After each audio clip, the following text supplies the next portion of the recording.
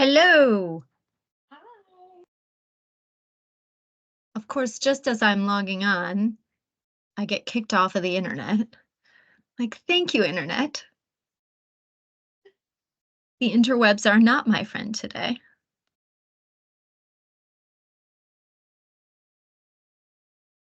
How are you doing today? I'm good, thank you. Here we go. Trying to.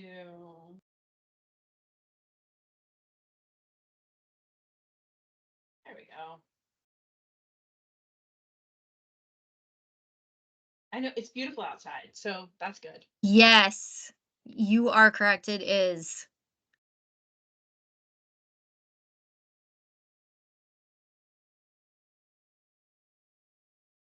All right, I'm going to try to share screen.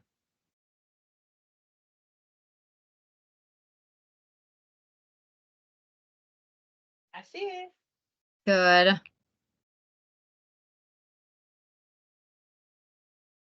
Okay.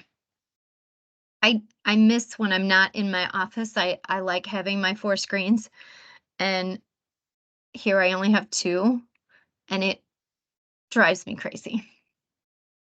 I have to tell you that in my office, every time I get on a Zoom or a Teams call, I have 3 screens. I have my laptop and then 2 Mhm. others, and I never know which camera is going to come on. Ah, And I have no concept of how to make that adjustment, and it feels like it's probably not even complicated, but I've yet to figure it out. no, So, yeah, it should just be under your settings. Yeah, I have it set to default. It's always my laptop. So I never have to worry about any other screens. mhm. I prefer it on the other ones because they're bigger. Oh, But to, but sure. today we're on a laptop, so that's fine.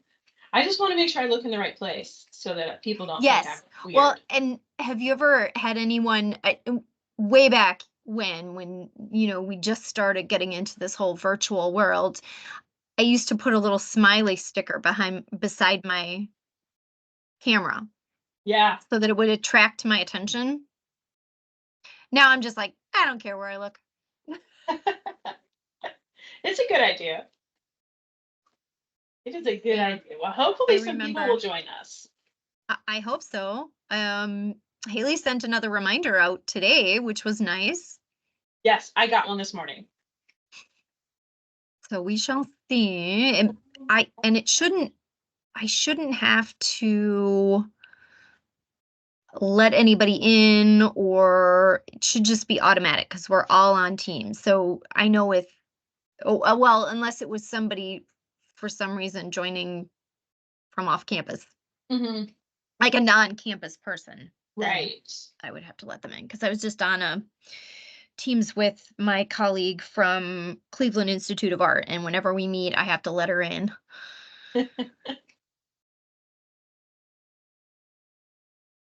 And I feel like I got good at Zoom as much as you can, but I really don't use Mhm. Teams as much, so I'm not as practiced. That's okay. I That's okay. It'll come. we were a Teams campus, my last institution, and I used it quite extensively, although it has changed a little bit, so I'm fairly used to it. But I used to have to remember, so I had a Teams account because we had a third party IT provider, and they also use Teams. So depending on what reports I was working with or who I was working with, I had to be logged into their team site, and I would forget which one I was in Yeah. and be looking for documents or trying to start a meeting. It's like, why can I not find anybody's name? Oh, that's because I'm in the University of Toledo Teams. It's not even my own. So multiple teams was always fun. I mean, at least I usually have a handful of people that will come, and they never put their they never put their screen on, but Uh-huh. they at least listen. But they're listening. That's good. Yeah. Well, All that's all right. right. We're here. We already did the hard work, so I know. Although I will say it's so beautiful out that people may have decided to go outside instead. I Oh, wouldn't blame them. we could have taken our laptops out. That Oh, is true. hi, Although Brandon. that kind of is distracting to me. I had to stop at a Starbucks and do a presentation, one of these ones actually, and I was on my way to Indiana to a student success meeting, and I stopped at a Starbucks, sat out on their patio, and did the Uh-huh. presentation. Well, at the end, I said, "Oh, are there any questions?" And one of the faculty members on the presentation was like, "Are you on a boat?" I'm like, "What do you mean, am I on a boat?" And he says, "Well, I see blue sky behind you and lights were hanging, like patio lights." And he thought I was on a boat. I'm like, "No, I'm at a Starbucks off the interstate."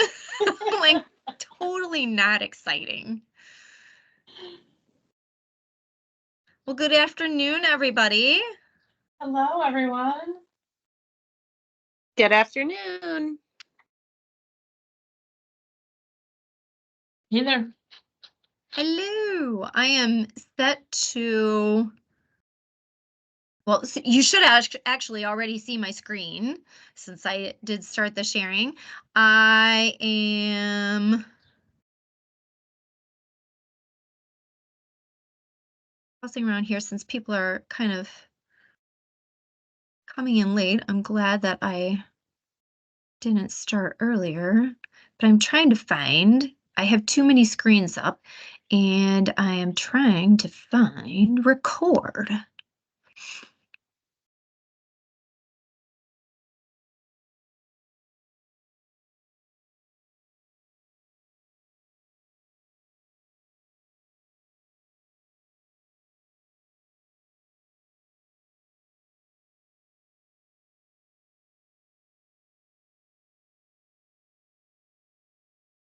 Okay, let's hope this works.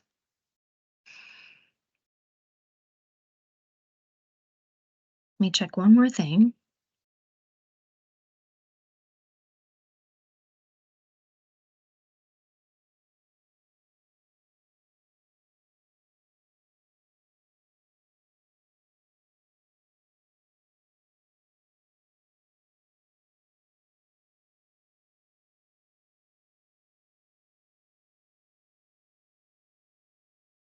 All right, audio looks good.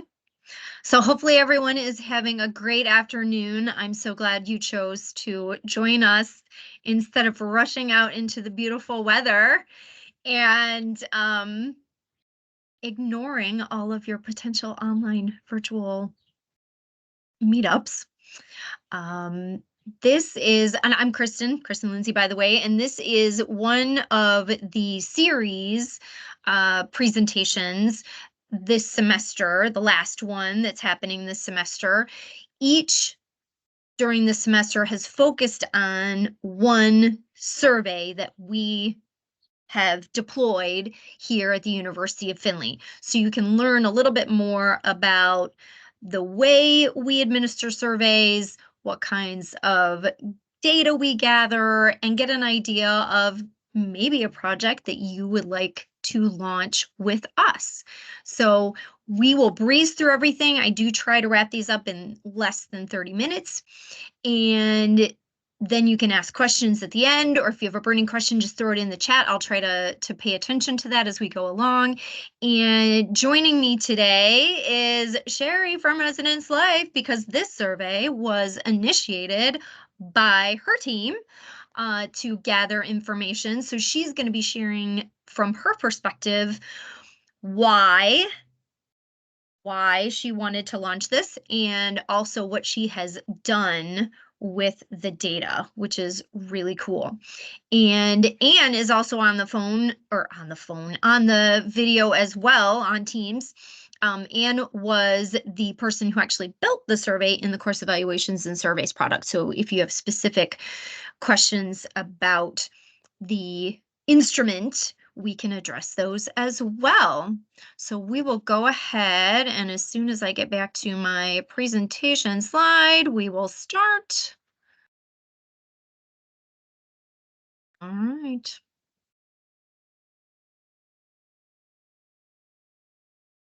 I'm going to hand it over to Sherry to talk about the purpose and history of how we got to this point.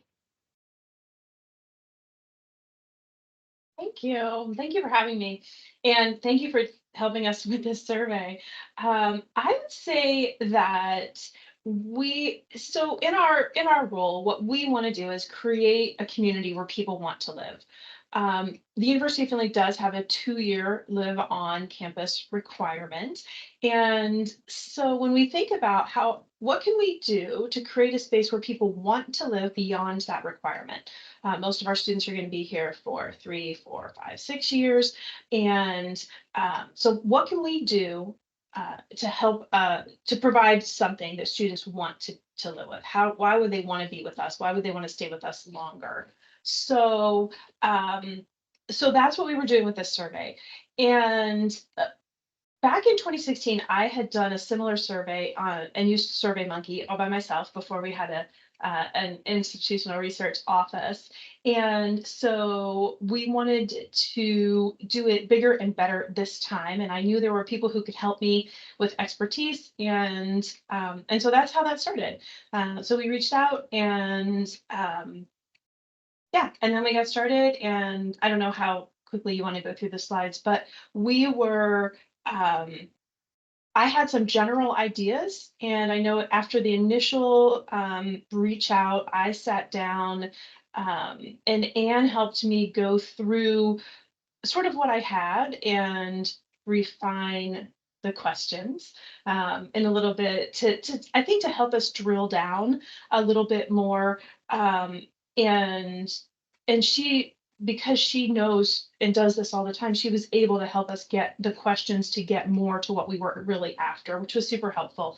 So we asked a series of questions like, we started and we sent this to every student, undergrads and grads, not CCP people, but everybody else. And we basically just started, do you live on campus? Have you ever lived on campus? What influenced your decision to live either on campus or off campus? And some of it we know, right?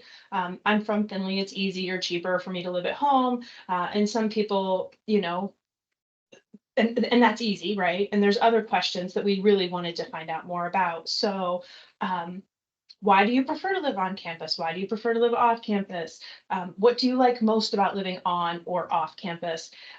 What do we do well? What could we do better? What could we do to entice you to want to live on campus longer? So those kinds of questions, and that's what Anne helped us write the questions in just the right way. And I don't know what you guys call it when I sort of think of it as if then, but you guys have if you answer this way, then it skips the next question or directs you to a different question. It's the tree. It's a tree framework. It's like a decision tree within the survey product. Perfect. Thank you. Yeah. So it makes it a lot easier for students to cycle through. So for example, there was a branch for I live off campus and there was a branch for I live on campus. And then the questions that follow relate to that particular population. So much like, and you mentioned, Sherry, having used SurveyMonkey, we can do basically what SurveyMonkey can do. There are some question options that we don't have access to. So the course evaluation and survey product has a limited number of question types, but we have typically been able to get close to just about anything people needed. We're pretty creative when we're building those question sets. So even though we may have the specific question type you're used to using in a different type of system, we can typically transition and get you something pretty close.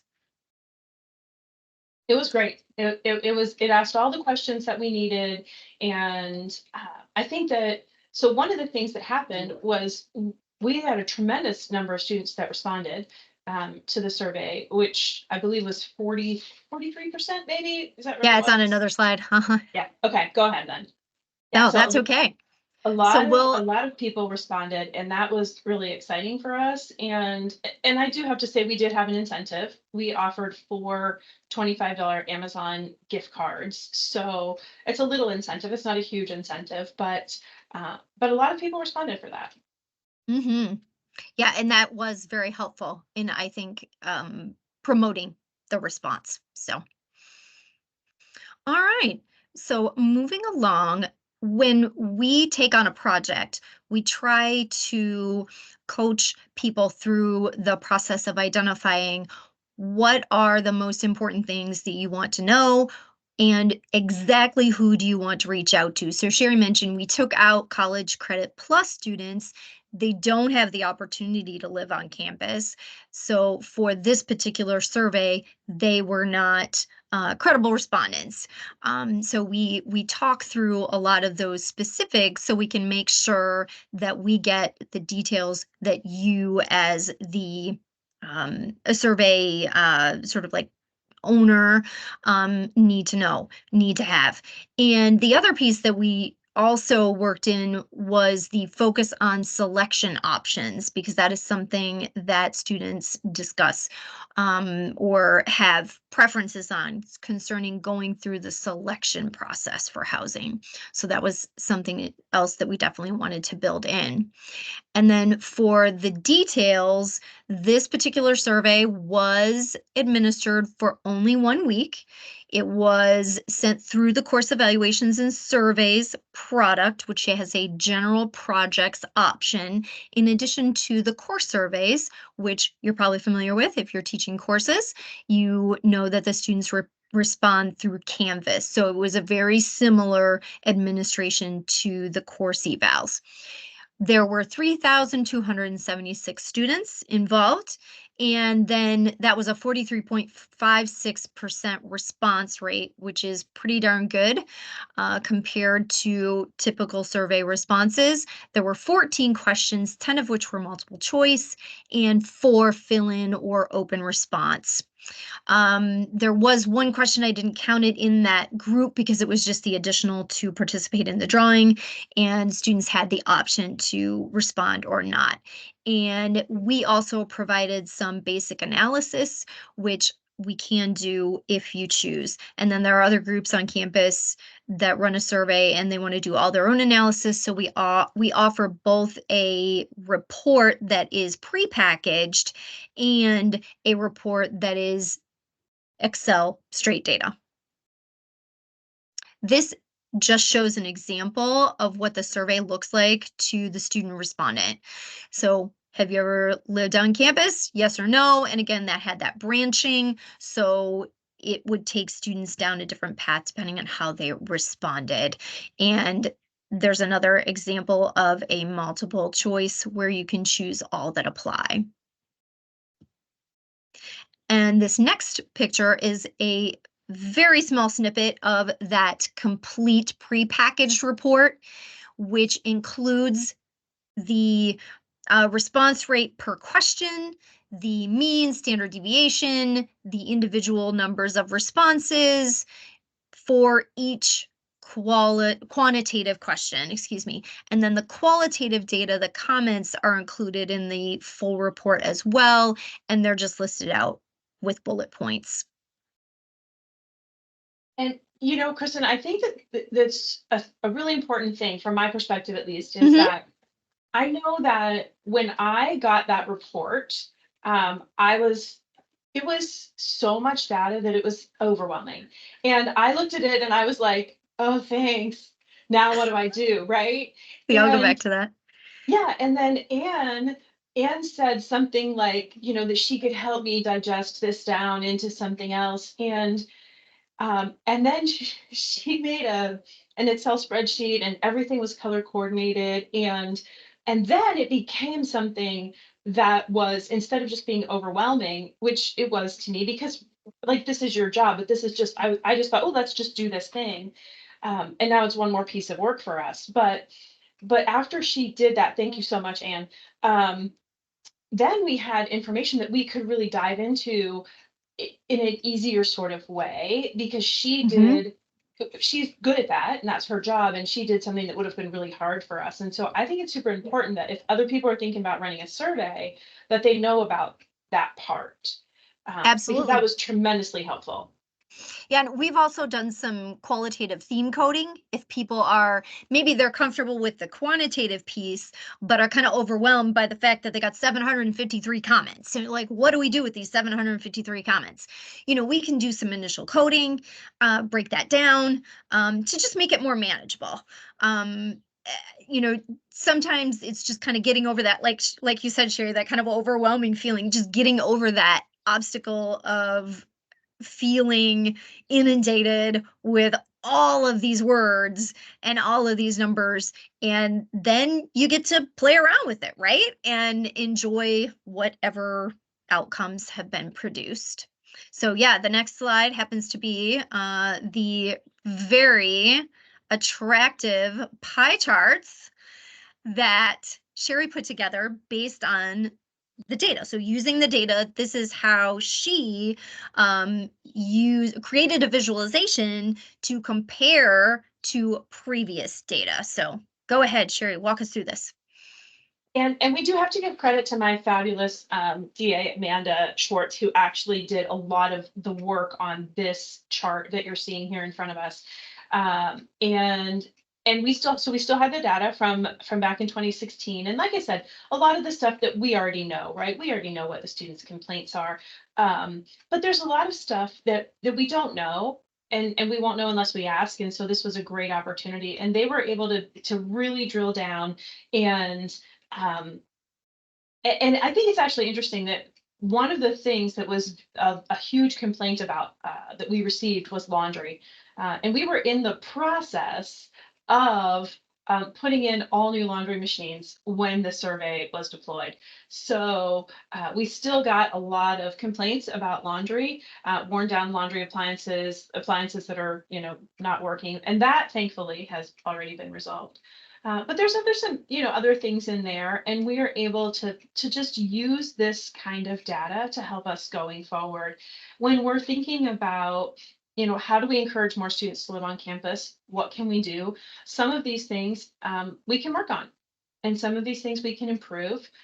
Not all of them are easy to improve, but the ones that are, we can of course start working with those right away. And then the other thing that was really nice was in one of the things that the data that Anne compiled, it really showed that some students were super happy with their RA. And so it's nice for us to see that. Like, we work really hard to make a good community where people want to live and where they're happy. And our RAs work so hard and they spend so much time on training. And then we can say to them, like, hey, look what this student said in the survey. They said this about the RA. They said this about, and it was, sometimes you could even drill it down and figure out which floor it was. So you really knew which RA did this fabulous thing. We could pass that along. Which is part of closing the loop, which is the next slide. One way to let people know that you're using the data is to share the positive comments. We do this with the new student survey every fall as well. So if a student says, I had a great tour, I reflect that back to enrollment management because I want them to understand that that was impactful for the student. This helped create a good experience. So taking those positive RA comments, turning them around, and Sherry's thinking about using them in training coming up for the new crop of RAs. Great, pump them up a little bit with those positive pieces. And Sherry, you want to talk about any of the other ways that you're going to be using the data? I think that some of the, what we saw there is that students there's a lot of students in there, they're going into their third year and they have an opportunity to decide, do I want to live on campus? Do I want to live off campus? And maybe for us to find a way to capture and have them know what kind of space they're going to have earlier would be helpful in making them, helping them make their plans and what we can do with the spaces that we have on campus in terms of maybe making some adjustments to make those spaces a little bit more desirable for students. I would say that I always knew that single rooms were in demand, and this survey just really proved it. And it's also nice to know that we already, we already did the work of this, and we could just come back to to this office. I could contact Anne like in 2 years and say, hey, let's do it again. And she saved it. So it's ready to go Yes, again. yes, the system has it all saved for us, and Yes. we can do a copy and update the respondent group, so we So can I would say, replicate things. yeah, it's been tremendously helpful for us. And it was just really nice that we had an office on campus that was able to help us with this, that had expertise. And also, I will say that when I went in, I didn't know if we were going to have to pay anything for this, and you don't. So that's lovely too. Thank you very much. Yes, it's all free. It's wonderful. Well, and something that we talked about the other day as we were preparing, Sherry, was that you're hoping to take some of this information and even apply it to creating some guiding principles for your operation, which is fabulous. So taking the data and maybe not just creating a report, but how does it provide feedback in order to shape the operation in response to what students really need? So I Yes, think that's thank great. you. All right. Well, that is the end of the official presentation. And of course, we can now address any questions, anything about the survey instrument, the product that we're using to create this. If you want to ask Sherry about her experience working with the office, anything you would like to know. So I throw it open for questions. You can raise your hand or you can just shout them out.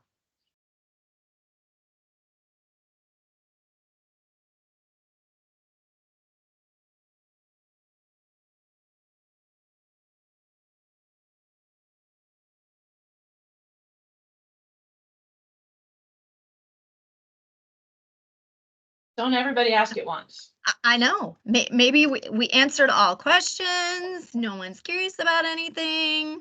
It was wonderful. It really was wonderful. It was easy, much easier than I thought, and the data compilation that came at the end was really fabulous. So if you're thinking about doing a survey like this, I think you should definitely reach out to this office and have them help you. And I'm sure that they'll have great ideas to help you get good questions and good data. I should use you as a commercial for us, for our services. Well, thanks everyone for joining us this afternoon. And if you're not already added to the institutional research training team that I have in Teams, you will be at this point. And then you'll be able to access the PowerPoint if you want to go back and view anything retrospectively. So I will be making that happen before I sign out today. All right, thanks everybody. Enjoy the rest of your beautiful day. Thank you. Great job. Thanks. Thank you. I'm sorry I got ahead of some of your slides. I No, apologize. that's okay. I am flexible. Doesn't bother me. Well, no question. So hopefully we just gave them all the information that they needed. Exactly. Well, and like I said, way back in the beginning, this is just part of my attempt to make people aware of what we can do. So it works out great. Yeah, it really did. Thank you. You are very welcome. And I look forward to maybe future surveys. All right. Hey, I hope you have a super day. Oh, thank you. You too. Take Thanks, care. Bye.